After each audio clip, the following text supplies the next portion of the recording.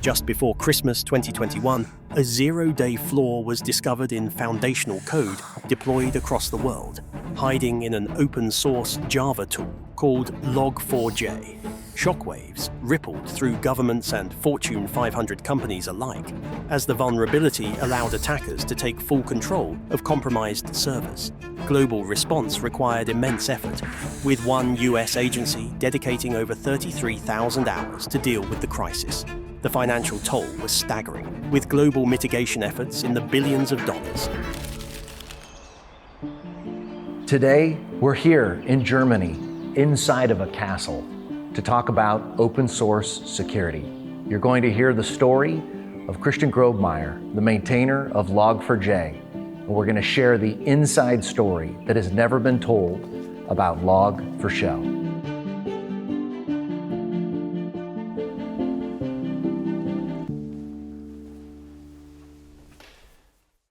I'm Christian.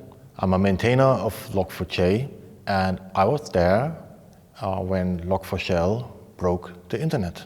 Let's talk a little bit about your journey, specifically into open source. This story is almost as long as the story of this castle. When I was young, I was trying to become a rock musician in a heavy metal band, but it turned out that I'm better with building websites than playing music. So I was trying to get a job, and I thought I need to prove myself a little. And there was something called open source. And there were a couple of organizations back then, and one which specifically drew me in was the Apache Software Foundation. I went there and, looked for the right project. Can you tell us about Log4j, what it is, why it's important, and what it does for the internet? So Log4j is such a small, tiny library.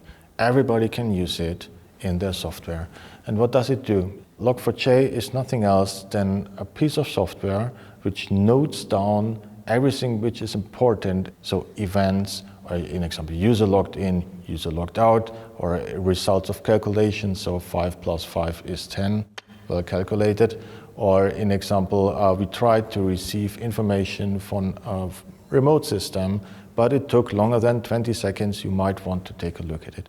It sounds to me a little bit like you're talking about, in your example, a black box. Yeah, exactly. That's exactly what it is. Log4j is something which writes into the black box. And when something happens, then you can receive this information and try to find out what happened. Everybody needs that for monitoring, understanding the behavior of the system. So everybody just downloads Log4j and uses it in their own software. And it's widely used. We're using it maybe even without knowing it. Yeah, that's absolutely right. So we have all kinds of industries which need to protocol events. So we start with financial services, an example. They don't even have the normal events that a software has, so like problems or probably exceptions or whatever. So they also need to have audit logs. So for compliance reasons, they need to record things. And what can they use for this task? It's Log4j. Insurance is an example. They also need audits. They also need to know what's happening in their software. Or e-commerce systems. E-commerce, so they're constantly attacked by some bad actors. So you need to know what's going on in your system. Or when something really fails, what happened? How can I restore the system? How can I prevent that this does happen again? Let's talk about Log4Shell.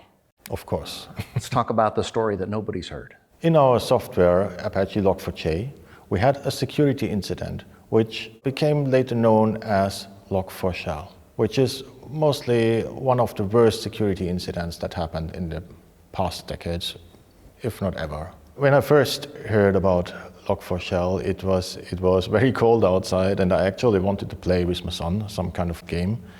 And then I looked at my mobile and saw there were a couple of notifications. And then I told him, let me just briefly check these emails, because it was not 1 or 2 or 3, so it was actually 10 or 20 or so. And so these emails were all sent to a private mailing list. And then I told my son, I will play with you in like 5 minutes. But he didn't see me for the next couple of days, because when I looked at these emails, I saw the word remote code execution. And then when I read this word, I was thinking, so maybe I'm in the wrong mailing list. Then I checked, and actually it was Log4j. And then I thought, maybe I don't have time for playing today. And it turned out it was a little bit more, like a bomb dropping, like apocalypse coming up in my inbox, so to say. You've been quoted saying, "Oh my gosh, this is my project. This is basically half the world, maybe even more." Can you take us back to that feeling that you had as a maintainer in that moment? I have to be honest, I was looking at what they wrote and I could not imagine that something like this would happen to our project. So how would this even be possible? Because, we were not security experts, but of course we tried to do the usual things to keep it secure. And I was thinking, it can't be true that this is actually happening to us because we are just such a small library, hidden in the big applications. So usually nobody is interested in what we are doing. So how can we have a security issue so critical that everybody seems to be concerned? Let's talk about how adding this string actually creates the vulnerability, or is the vulnerability. How can a string break the internet? Yeah, that's a good question. So we have the logging framework, and the logging framework under the hood uses something called JNDI. So with JNDI, you're able to load parts of your software from a remote distance. So like from a second server. And this gives you a lot of flexibility. You can say, okay, look, I'm building software which downloads parts from here, parts from there, parts from there. So that's the idea, right? Like an example, you can have a very special log file component from your personal server. And how does it now work? When you give your logging framework a special string, which starts usually with the $, and with something like JNDI colon / whatever, then you actually give Log4j a signal that this string is something for the JNDI component. And then it just passes on the whole string to the JNDI component. And the JNDI component sees, oh, that's for me, and download something from a remote server. We didn't check if something that looks like a JNDI command comes into our software. So we should have prevented that somebody was able to push this very special JNDI string to our component so it will be executed. Well, that was the problem in a nutshell. What did you think when you first understood what was happening? We very quickly found out who might be impacted. And frameworks like Struts or Flink were impacted. So Struts is probably not the most popular framework in this world these days, but it's still widely used. And when you imagine that all these frameworks use your software, and then probably tons of other applications also use your software, then suddenly I thought, oh my God, so this is not just one application or two applications. This is literally all Java applications in this world could be affected. And of course, we have competition as well, so it's not really all, but even half of all Java applications in this world, even 25% of all Java applications, even 10% would be a huge major problem. It would be catastrophic. This was actually one of the few times in my life when I thought maybe I should have never started with open source. It was just huge, overwhelming. You mentioned to me previously about Minecraft, and can you tell us a little bit about that? I was not in a very good mood. And then in the middle of it, my son came to my office and he said, "Dad, could you come up, please? There is something wrong with my Minecraft." And I was like, oh. I'm in the middle of the work. I'm in the middle of a big, giant security leak, and now I have to fix something with Minecraft. That was my first feeling, and I apologize for that. I went up quickly, looked at the screen, and it says, okay, we are suffering from a security hole from Log4j, and please be very careful and update immediately. And I was staring at the screen, and I was telling my son, sorry, it's my fault. He was not happy about that. You mentioned the weight of this around being a maintainer. Can you just talk for a minute about what that pressure is like in that moment? Well, imagine you find out about this security hole, you don't even understand it yourself fully because it was not your part of the code. And then you get a phone call from a friend, you haven't seen him in like, I don't know, 5 years, 10 years, something like this. And he calls you and asks you, hey Christian, did you break the internet with your open source software? The only thing you can say is, yes, we just broke it, but we are fixing it right now, so I call you back later. Yeah, that feels a little bit weird. Lesson 2 is that not everybody is really, happy that you're fixing it. So many more people are, really angry because you, broke it. There are a couple of emails that were not nice, so to say. They were really, let's say, abusive. On the one hand, you have the people who really hate you. On the other hand, you have the people who, are really behind you. And I have to be very honest, so I have many very competent colleagues. And if it was Log4j just with me, I would not have been able to fix it. So this was really a team effort, and the others mostly, they found the fix and they stood behind it. And I was thinking, so just me, one person project, not good. So people would have needed to remove Log4j completely from the software. And that would be impossible. The CVSS score of what became known as Log4Shell was a 10, the highest possible. The first time I heard about this score, it was like, maybe it's not so bad. Maybe we can bypass it with a firewall setting or whatever. And then after a couple of days, I was thinking, maybe we should extend the CVSS score to like 15 or 20 or something like this, because it was so ridiculously easy to exploit other software systems. I've seen videos of people doing that, and it's crazy. Things I never thought of. Previously, I have been using Log4j as some kind of a good thing in my CV, or when I spoke about a new project with a potential customer, I always said, hey, I'm involved in Log4j. And suddenly I could not say, hey, look, I was building Log4j and it has a core of 10. Didn't work anymore. So it really felt bad, like a personal failure, actually. As a developer, how did that rating compare with your own assessment? What we did was not really, let's say, technically wrong. But of course, we should have prevented that this kind of thing is even possible. And seeing how this issue was exploited, it was absolutely valid. So this was really dangerous. Yeah, and I really hope that it will be, there will be no worse security hole somewhere in this world. The media used phrases like, quote, the internet is on fire, and, quote, arguably the most severe vulnerability ever. Media writing these kind of things about you, this is not a good feeling. Newspapers from Germany even called me and wanted to do an interview. I was pretty much, aware that they were just, trying to get the bad things of it. And of course, they were not wrong, so it was really bad. But you don't have to hear it all the time, right? And everybody is telling you all the same things over and over again. Well, at some point, I just shut down the media and ignored them, because why should I?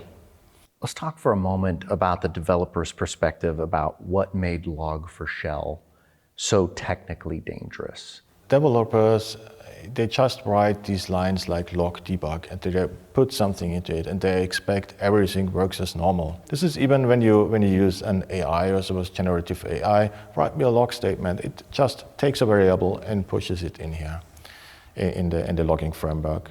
Now, if you push the wrong variable, which comes from outside, unchecked into the logging framework, then you can exploit it already. So imagine the following: you have a login mask, and instead of a username, you just give it a special string, which is prepared for JNDI. And then just by giving it this username with this special string, you're suddenly able to install software on this server. Or, as I've seen with Minecraft, if you put this special string into the Minecraft chat box, you were able to, destroy your opponent's stuff. It's so easy. You don't even have to, have special knowledge or something like this. So this string, it was around in the whole internet. You just take it, manipulate it to whatever you want, and then you play around with it, and something breaks. You could just run around and break something. You don't even need software. You just run around and push the string wherever you want it. Can you describe the pressure and the collaborative effort involved in developing and releasing the initial patch with a largely volunteer team? People came back and came together, and it seemed we had plenty of time, and maybe it's not as bad as it looks like. And then we had this fix. Then we got this email from the original reporter. And he said, look guys, nice work, but the fix doesn't fix everything. I can bypass it. And it's critical. We can break into literally every system or almost every system, and people talking about it already, and we have no fix. This was the time when our, let's say, mood really went to the worst, because we had no time and we needed to do something, and everybody was relying on it. Everything which would just work would go into the code. So we released it in one day. So we would be able to say, hey, we know there is a security issue, but we have the fix already. And guess what? They even found more problems. It was like a bag of water, and you have a hole here, and when you fixed and patched the hole, you see another hole. Some of us, they stopped sleeping. We all felt that either we fix it right now in the next days, or we can close this project. When they found subsequent vulnerabilities, what was the challenge, even technically, of patching that? We did not fully understand what we were doing here, and that was part of the problem. I think this is pretty normal, that you don't fully understand everything, and I think that's, of course, also a risk. So the trust we lost here, that was horrible, right? So we built this project for like more than 20 years, and suddenly everybody came and say, hey, this is not a secure project, it's not well maintained, or it's, one guy even said, this is not a professional project. And that really hurt, to be honest. How did you deal with any of those messages, not only for yourself, but for the other maintainers you were working with to continue on? Some of us, they were just ignoring them. So they have, I think it's called a thick skin. But I know a couple of us, they are, a little bit more sensitive people, and they took it really by heart. I mean, we have excellent developers here, and they really care for their software. They really want to do these things. And then you get these nasty emails. I understand people are angry, right? So, because this is work that they didn't expect. But after all, behind every piece of software you use in your own software, there are humans typing it. At this German message board, this was literally full of just cursing and swear words, and I think a couple of us thought back then to stop with open source, or at least with this high-profile project. Did anyone stop you or check in with you, like, Christian, how are you doing? Or how are the other maintainers doing with this situation? No, nobody stops in to check on you. So people stop in to check on the project. There's also nobody standing up and saying, hey, thank you for the good work you're doing, because apparently it was no good work. We did, we just produced a huge giant security hole, and we are trying to fix what we have broken. How were you contacted by the White House or maybe European governments? That was very funny, because we heard that the White House wanted to talk to us. I was thinking, I can go visit the US and probably see the White House, but unfortunately nobody from the Log4j project directly went to this. So Apache Software Foundation has a dedicated security team, and one person from the security team went to go to the White House and answer all questions. Since then, not only the White House showed interest in open source and recognized how important this is, but also in Germany, the German government suddenly recognized that it's probably important to support open source. When you were contacted, were you thinking that would be a resource? it just didn't make so much sense to me, actually. It surprised me, actually, that there was even an interest.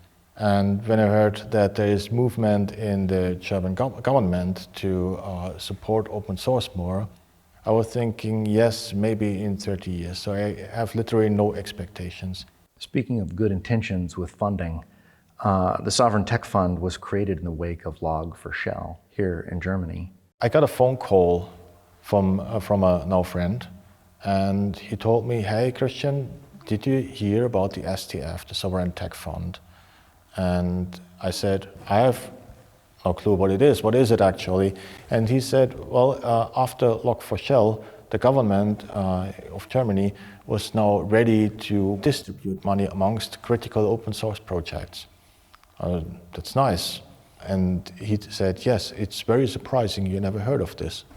And then he brought me in touch with people from the STF. And I said, so do you think we could apply for the STF as well? And he said, oh my God, yes, you should definitely apply for it. And finally, we were actually accepted to this program. So it's basically an organization which was supported by the German government. So this organization now moved out and tried to find all these critical open source projects which are worth funding. CURL is one of them, or even Fortran has been funded as well. Initially, you said funding wasn't, quote, a silver bullet.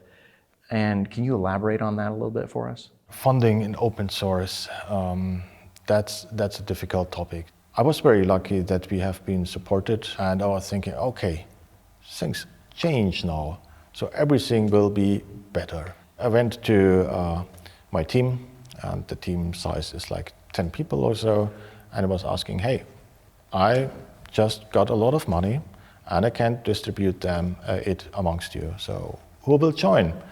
And the response was no, mostly. Yeah, no, I can't because of taxes. No, I can't because I have a job. No, I can't because I want to be retired very soon. Only 2 people joined from these 10. So previously we were one team working together.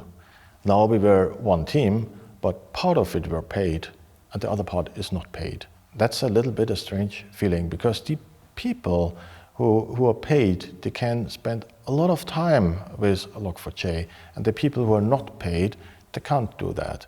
They just work like a couple of hours each week or maybe a couple of hours each month, while we are working now 40 hours a week. So we felt that instead of helping the whole project, we helped a couple of us developers making things better, but on the price of excluding others a little bit. Also, what happens when the funding runs out? If this money is just a one-time thing, then it's also doing harm to a group or this community, or it's potentially doing harm. So it sounds like there's some additional need there. Money is part of that and resources, but what about training or some type of combination? We have fun writing Java code and doing things together. But what most of us don't know is how to make, secure software. I imagine you don't just throw money at a group of people, but you tell them, okay, look, we have a training here. We pay you the training and probably help you with the time you have to take off. So that would be different. Once you have seen how you produce secure software, you will never go back because you know what can happen. A challenge you highlighted is that users still download outdated versions of Log4j. Why does this patching paradox exist? So unfortunately, a lot of people don't know they're using affected versions. Last time I checked, we had still 25% of Log4j downloads were vulnerable downloads. As long as people don't update the last Log4j 2 version to the most recent version, we are still affected.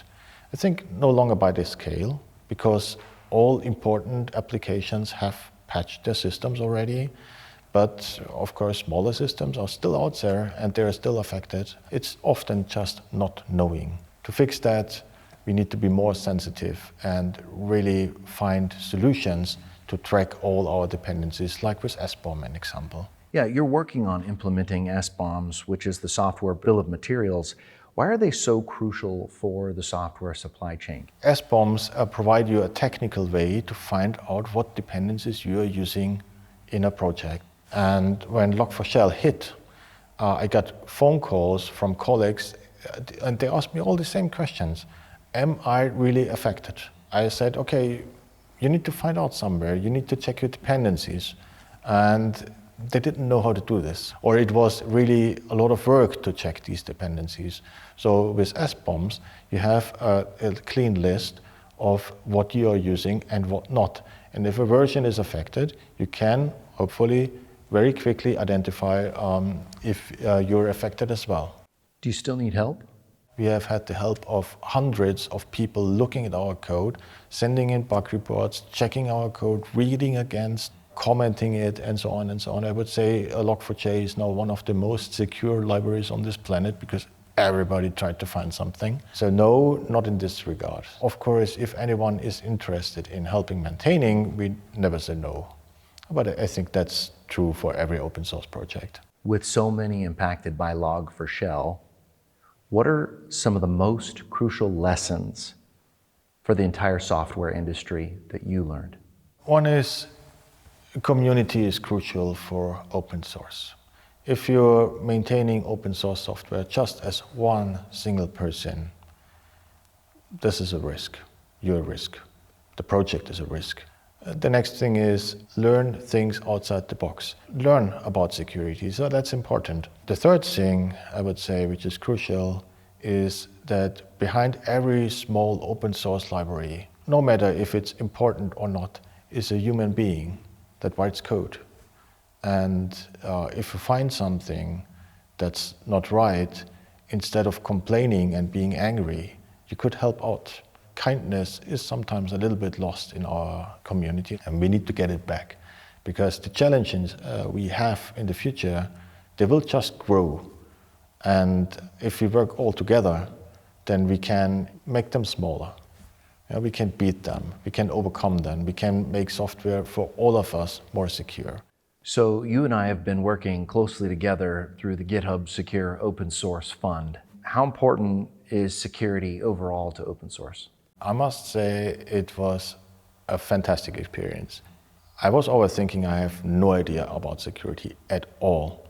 And then I was joining this training and I was seeing so many other people and developers who were thinking the same. Let's talk about how open source security and the model for training on security has changed. How does linking funding specifically to security training and outcomes completely change the game for open source? Open source is usually done by people in their spare time. When you give people money to attend training, if we have enough training for enough people, then whole open source will be more secure, and then eventually all the other applications that build on open source will also be more secure. One of the things that you shared is that with this training, you felt like developers are no longer the weak link, but you're the first line of defense. Can you talk a little bit about that and what you mean by that? It always felt like developers are the weak link to me, because we are coding software, we are writing open source more or less at night. And every line you write, you don't check it specifically for security, or you cannot always set up best practices or so, because it just takes too long. You're just looking one direction. So is ignorance the biggest security hole? Yes, ignorance is by far the worst and most critical security hole. Can you talk a little bit about how AI now impacts security in any of the open source projects? So previously, AI was like, I don't know how to write this shell script. Can you give me a tip or something like this? But now AI became a weapon. And I wasn't even aware that it was a weapon. And I wasn't even aware that some people actually use this weapon already. This is the problem, that if you don't know that people use these things and they attack you with it, so what chance do you have to protect yourself then? Seriously, that's why I'm saying that ignorance, this is the worst thing that can happen to any developer. This is the worst security issue that you can have. So ignorance will basically break all software. I was not aware of this situation, but now I am, thanks to the training, to be honest. This training has showed me that I can learn, and all these different directions. It made me less ignorant. It made me stronger by looking in all kind of directions outside of my box. So does our AI need to be better than the attacking AI? Our AI has to be far better than the attacking AI. But with the training, my whole idea about software security, about these kind of things, changed completely. So now I'm thinking about, can I even pull this in? Who actually created this? What does it actually do? What kind of subsystems does it ask for? Should I enable it per default, or should it turn it off per default? I'm really thinking different. Of course, Log4Shell have taught me as well, but all these lessons that we had in this training, there was also lessons that we had learned the hard way. So I would have preferred to go to this training, be more sensitive about security, and don't learn it the hard way. And I imagine a world where young open source developers, they just go to this training first. This will make a difference, I'm sure of that. On that point, we saw that community was very important in the program. How did that community impact you, or how did you see that security community impacting the other projects? I mean, I was coming into the training and I was thinking, I have no idea about security whatsoever. And then I was joining this community and I understood, oh, maybe I know a little bit more about security than I previously thought. So I was thinking, yeah, not everything I do is wrong, not everything I do is bad. And after such an experience with Log4Shell, where everybody in the world tells you what a bad developer you are, it really felt good that not everything is bad. And then I was looking at the others. I had all these problems. So what I was thinking is, we, the small frameworks and the small libraries, we have to be secure for the big applications, because they cannot look at us. They cannot, make us secure for them. So we need to provide security for the people who use us. What would you tell other maintainers about the GitHub Secure Open Source Fund and how it can help them? It's very easy, actually. So if you ever have the opportunity to participate in such a fund, in such a training, take it. And as we have all seen, security is important. You cannot ignore it. It's not possible. We break not only us and our well-being, we also break the applications out there. And the only way to not make this happen again is when somebody gives you the opportunity to join such a training, then you say only one word, and that is yes. Maybe thank you. And we all benefit. Yes. Is there any final message you'd like to leave with the developer community after sharing your story? Learn a lot, because learning is the only cure against ignorance. So just keep learning. Thank you so much for being here today, for telling the world about not only the incredible software you write, but also the care and concern for maintainers, for people, and security. Thank you, Greg, for having me.